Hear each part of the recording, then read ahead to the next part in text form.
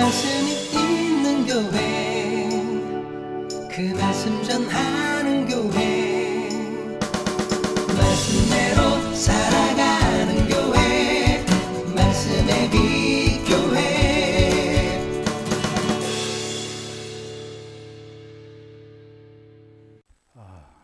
로마서 말씀인데요.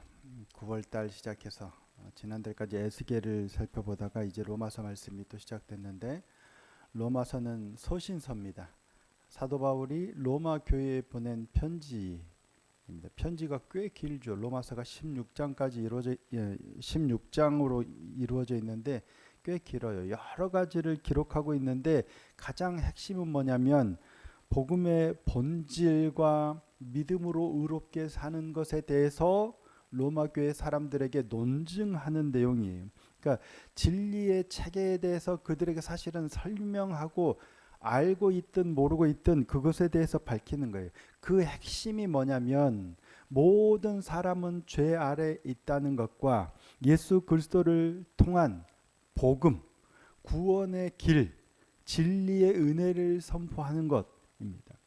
여기에 있어서 믿음의 행위, 그리고 믿음과 행위, 유대인과 이방인이 차별이 없다는 거예요. 그러니까 사도 바울은 늘 입버릇처럼 말하지만 나의 주 예수 그리스도의 복음이란 말을 가장 많이 써요. 그 핵심은 뭐냐면 우리를 구원하신 구주 예수 그리스도가 복음이에요. 그 전제는 뭐냐면 모든 사람은 죄 아래에 있다는 거예요. 우리 모두가 죄인이기 때문에 구원을 위해서는 예수님의 십자가 보혈을 필요로 해요. 이게 복음이라는 거예요. 특별히 오늘 본문은 1장 18절부터 3장 20절까지 이어지는 이 큰 틀 안에서 모든 인류가 죄 아래에 있다라는 사실을 증명하는 논증의 일부입니다. 오늘 본문은 그 안에 포함되는 거죠. 앞선 2장에서 유대인도 율법으로 의롭다함을 얻지 못하며 하나님의 심판 앞에서는 누구도 예외가 없다라는 사실을 강조했어요. 그리고 오늘 본문에서는 예상되는 유대인들의 반론을 몇 가지 언급하면서 이런 변증법적 논증을 펼치고 있습니다. 유대인의 장점이 무엇인가? 하나님은 사람의 불의에도 신실하신가? 죄를 지어야 하나님의 의가 드러난다면 우리가 죄를 짓는 게 뭐가 문제냐? 더 죄를 지어서 하나님의 의를 드러내는 게 마땅하지 않느냐? 이런 질문들이 아마 당시에도 있었겠죠. 바울이 먼저 이런 질문들을 언급하면서 이에 대해서 복음이 뭔지, 진리가 뭔지를 논증하고 있는 거예요. 이런 질문들은 오늘도 다르지 않죠. 하나님이 계시다면 악이 왜 존재하는가? 우리의 잘못에도 하나님은 여전히 신실하신가? 뭐 이런 거. 교회가 잘못하면 하나님의 신실하심에는 타격이 없는가? 이런 부분들. 이와 같은 질문들에 대한 바울의 논증이 이어지는데, 오늘 보면 원래는 주일이죠. 그러니까 3장 9절에서 20절에서는 그 결론으로 모든 사람은 죄 아래 있다라는 결론으로 나아갑니다. 그중 오늘 몇 가지를 좀 살펴보려고 하는데, 첫 번째 논증은 뭐냐면 인간의 불신, 인간의 죄악됨이 하나님의 신실함을 무너뜨릴 수 있는가라는 거예요. 여러분 어떻게 생각하세요? 우리가 하나님의 백성이, 교회가 불신실하면 하나님의 신실하심이 무너질까 하는 거예요. 그럴 수 없다라는 거죠. 자, 오늘 보면 3절 4절인데요. 함께 한 번만 읽어볼까요? 3절 4절입니다. 시작. 어떤 자들이 믿지 아니하였으면 어찌하리요? 그 믿지 아니함이 하나님의 미쁘심을 패하겠느냐? 그럴 수 없느니라. 사람은 다 거짓되되 오직 하나님은 참되시다 할지어다. 기록된 바 주께서 주의 말씀에 의롭다함을 얻으시고 판단받으실 때 이기려 하심이라 함과 같으니라. 미쁘심이라는 표현은 신실하심이라는 거예요. faithfulness. 그러니까 신실하심. 미쁘다 하니까 우리가 뭔 말인지 잘 모르는데 신실하다라는 거예요. 우리가 죄를 지으면 하나님의 신실하심을 패할 수 있느냐? 우리의 불신실함에도 하나님의 신실하심은 변함이 없다라는 거예요. 우리가 손바닥을 펴가지고 이 빛을 가리면, 태양이 뜨거워서 태양을 가리면 태양이 가려지나요? 우리가 손바닥을 펴서 하늘을 태양을 이렇게 가리면 태양이 가려져요, 안 가려져요? 가려지니까 가리겠죠. 그런데 실제로 태양이 가려지는 거냐 하는 거죠. 아니죠. 우리의 시야만 가려질 뿐이에요. 실제로 태양은 여전히 손바닥 너머에 그대로 빛을 비추고 있는 거죠. 근데 우리는 착각하는 거예요. 내가 손바닥으로 해를 가리면 해가 가려졌다라고 생각하고 해가 빛을 잃었다라고 생각하는 착각이죠. 우리의 신실함이 하나님의 신실하심을 무너뜨릴 수 있다라고 생각하지만 착각이란 얘기예요. 그래서 바울은 유대인의 장점을 뭐라고 했어요? 하나님의 말씀을 맡았다라고. 유대인의 여러 가지 장점이 있지만 하나님의 말씀을 맡았다는 걸 유대인의 장점으로 강하게 강조하죠. 자, 오늘 본문 1절 2절입니다. 그런즉 유대인의 나음이 무엇이며 할례의 유익이 무엇이냐? 범사에 많으니 우선은 그들이 하나님의 말씀을 맡았음이니라. 이게 왜 장점일까요?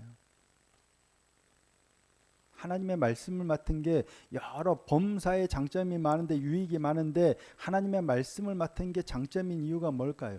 하나님의 말씀은 신실하기 때문이에요. 사람은 약속을 깨뜨리지만 하나님의 약속은, 하나님의 말씀은 신실히 이루어져요. 그 말씀을 맡았다는 게 얼마나 큰 혜택이요 특권인지 모릅니다. 이스라엘 백성들은 잘 알다시피 수도 없이 범죄하죠. 배역하고 거역하고 어떻게 저럴 수 있을까 싶을 정도로 끊임없이 우상을 숭배하고 끊임없이 하나님을 배반해요. 그런데도 불구하고 끝까지 살아남아요. 징계도 받고 멸망도 당하고 나라가 망하기도 하지만 하나님은 다시 회복시키시잖아요. 하나님의 택하심, 하나님과의 관계 때문이죠. 태어나자마자 핏덩이채로 버려진 그들을 하나님이 택하셨죠. 그리고 씻기시고 입히시고 먹이시고 기르셔서 왕후의 지위에까지 오르게 하셨어요. 그런데도 또 배반하죠. 반역하고. 그들이 수가 많아서도 아니고 힘이 강해서도 아니죠. 하나님의 은혜로 그들을 택하셔서 그렇게 애지중지 기르셨는데도 불구하고 그들이 범죄해요. 그래서 그들을 버리셨나요? 아니에요. 하나님은 징계하시고 그들을 책망하시고 그들을 벌하시지만, 에스겔 우리가 이제 또 언제가 될지 모르지만 또 뒤에 후반부를 살펴보겠죠. 예루살렘이 멸망한 후에 다시금 회복을 시키세요. 그들과 언약을 맺으시고 그들에게 하나님의 말씀을 맡기신 거예요. 하나님의 말씀을 맡은 우리가 거룩하고 우리가 신실해서가 아니에요. 하나님이 언약을 우리와 맺으셨고 하나님의 말씀을 우리에게 맡기셨다는 거예요. 그게 우리에게 얼마나 큰 축복인지 몰라요. 얼마나 큰 특혜인지 몰라요. 그래 우리가 아주 신실해서 하나님의 말씀을 맡은 자로서 잘 거룩하게 나가면 좋겠죠. 하지만 설령 그러지 못해도 다행인 건 하나님의 말씀을 맡은 우리 때문이 아니라 그 하나님의 말씀이 신실하고 하나님이 신실하시기 때문에 우리에게 소망이 있다는 거예요.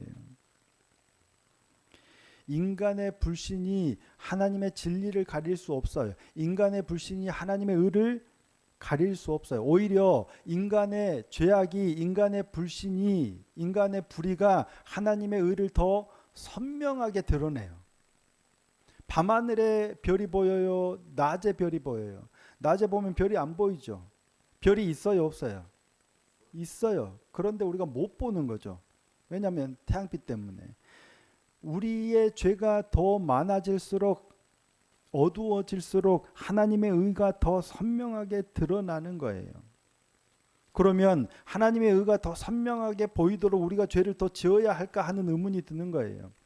물론 대놓고 그렇게 질문하는 사람은 많지 않겠죠. 내가 죄를 지으면 지을수록 하나님의 의가 더 드러나니까, 그래서 하나님의 의가 더 드러나도록 죄를 지어도 되는 거 아니야? 그래야 되는 거 아니야? 바울은 그렇게 얘기하지만 그렇게까지 질문하는 사람은 많지는 않아요. 대신 어떤 질문을 할까요? 내가 죄를 지어서 하나님의 의가 더 선명하게 드러난다면 내가 죄를 짓는 게 뭐 문제야?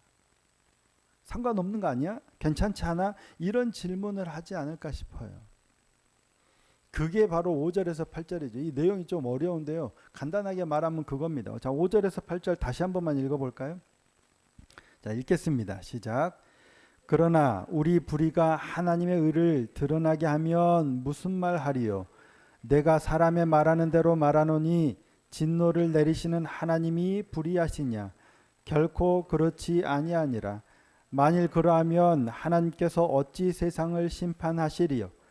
그러나 나의 거짓말로 하나님의 참되심이 더 풍성하여 그의 영광이 되었다면 어찌 내가 죄인처럼 심판을 받으리요?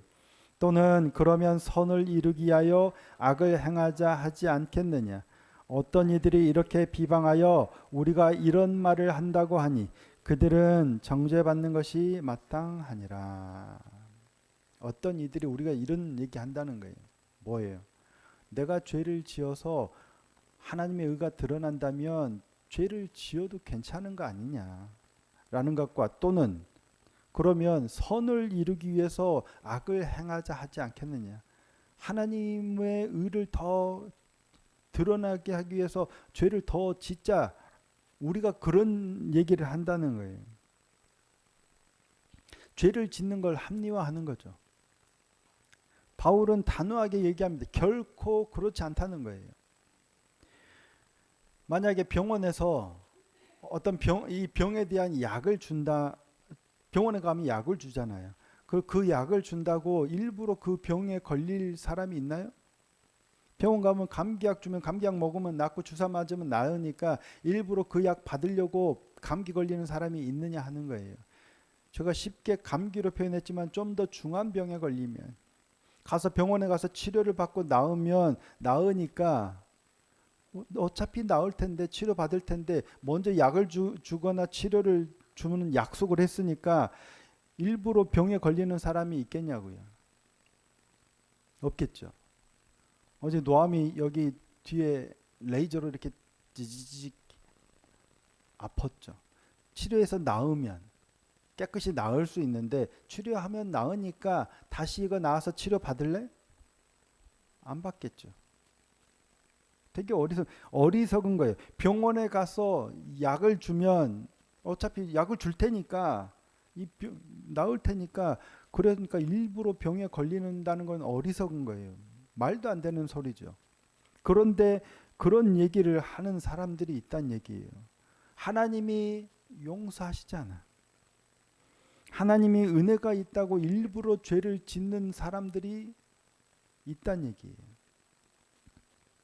그렇게 죄를 변명으로 삼는 것은 사실 하나님을 모독하는 일입니다. 아버지가 늘 용서한다고 계속 잘못을 저지른다면 그건 아버지의 사랑을 모독하는 일이에요. 은혜도 마찬가지입니다. 사람은 죄를 지을 수밖에 없는 존재죠. 이제 오늘 본문 뒤에 3장 9절에서 20절까지의 결론이 모든 사람이 죄 아래에 있다는 결론으로 나아간다고 말씀을 드렸죠. 우리는 죄를 지을 수밖에 없는 존재예요. 그러니 죄를 지었어도 괜찮다고 말씀해요. 좀 이상한 말이죠. 우리는 연약해요. 죄를 안 지을 수 있는 사람이 없어요. 모두 죄를 지을 수밖에 없는 존재예요. 그러니 죄를 지었어도 괜찮아요. 하나님 앞에 나와서 죄를 고백하고 회개하면 돼요. 그러면 하나님이 용서하세요. 몇 번까지? 한없이 7번을 70번까지라도 용서하라 말씀하신 그 말씀은 한계가 없다는 얘기예요. 지은 죄 수도 없이 반복하고 또 가서 용서를 구하면 하나님은 용서하신다는 얘기예요.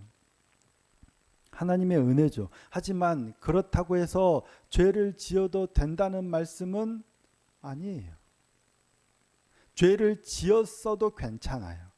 하지만 죄를 지어도 괜찮은 건 아니에요. 죄를 지어도 된다는 얘기가 아니에요. 하나님께서 우리에게 뭐라고 말씀하시냐면 끊임없이 시종일관 죄를 짓지 말라고 말씀하세요. 너희는 죄를 질 수밖에 없는 존재니까 죄를 지어도 괜찮아라고 말씀하지 않으세요. 죄를 범하지 말라고 하세요. 이거는 해라, 이거는 하지 마라 그러잖아요. 해야 할 것과 하지 말아야 할 것 명확하게 말씀하세요. 그걸 어기면 죄라고 말씀하는 거예요. 죄를 뜻하는 헬라어가 뭐였어요? 하마르티아라고 했죠. 하마르티아는 이 관역인데 관역을 벗어나는 걸 죄라고 했어요. 해야 할 것, 하지 말아야 할 것 관역을 딱 정해 주셨는데 우리가 이걸 벗어나는 거예요. 이게 죄예요. 죄를 짓지 말라고 말씀하세요. 성경 어디에 죄를 지어도 돼라고 말씀하신 건 없어요. 죄를 짓지 말라고 말씀하세요. 그런데 우리는 그 말씀에 100% 순종할 수 있어요? 없어요? 없어요. 그래서 죄를 지어요. 그때 괜찮다라고 말씀하시는 거예요. 그게 괜찮으니까 죄를 지어도 돼가 아니란 얘기예요. 그거는 약을 주시니까 병도 걸리려고 하는 이거랑 같은 어리석은 말이라는 거죠. 우리가 각별히 조심해야 될 게 이거예요. 죄를 지었어도 괜찮지만 죄를 지어도 되는 아니라는 얘기예요. 그런데 자꾸만 이게 반복되다 보면 은혜가 반복되다 보면 용서가 반복되다 보면 뭐예요? 착각해. 죄를 지어도 되네. 죄를 합리화하는 거예요. 은혜를 핑계로 죄를 합리화하는 데 익숙해져 버린다는 얘기예요. 어차피 용서하실 테니까 뭐 죄를 지으면 안 되는데 참아내야 되는데 뭐 또 회개하면 되지. 남들 다 그러는데 뭐 죄에 대해서 막 이렇게 합리화하고 무감각해져 버리는 거예요. 죄에 대해서 무감각해져서도 안 되고 죄를 가볍게 여겨서도 안 되는 줄 믿습니다. 이렇게 말씀드리는 저도 제가 그래서 그래요. 저도 마찬가지죠. 분명 해야 될 것과 하지 말아야 될 것을 분명하게 아는데 또 어겨요.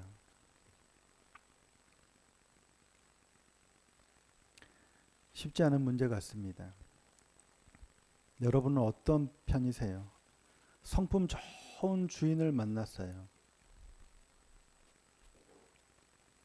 성품 좋은 주인을 만났을 때 우리가 어떻게 해야 하는가예요.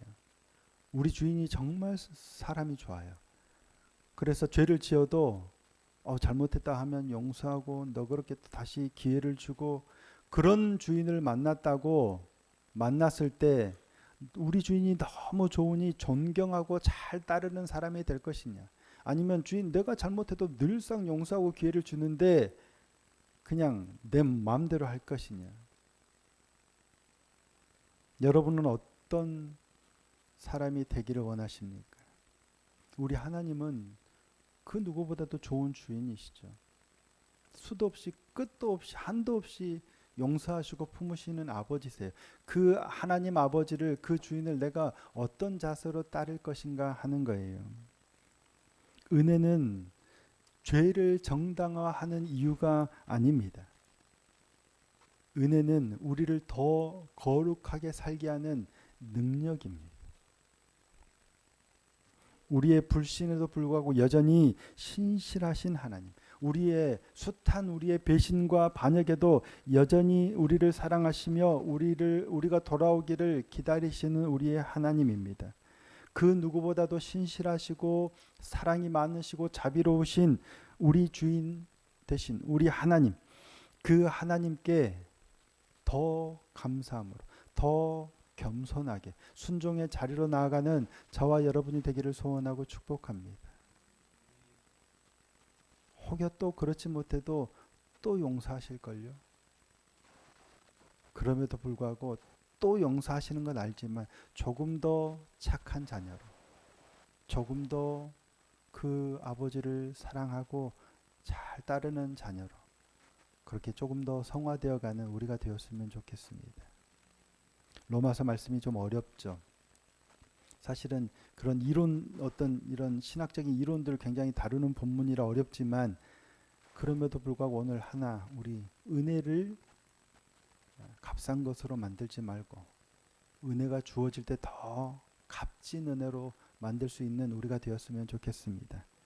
좋은 주인을 만난 그 복을 언제까지나 잘 누려가는 저와 여러분이 될 수 있기를 예수님의 이름으로 축복합니다. 고난 내용은 찬양하시면서 준비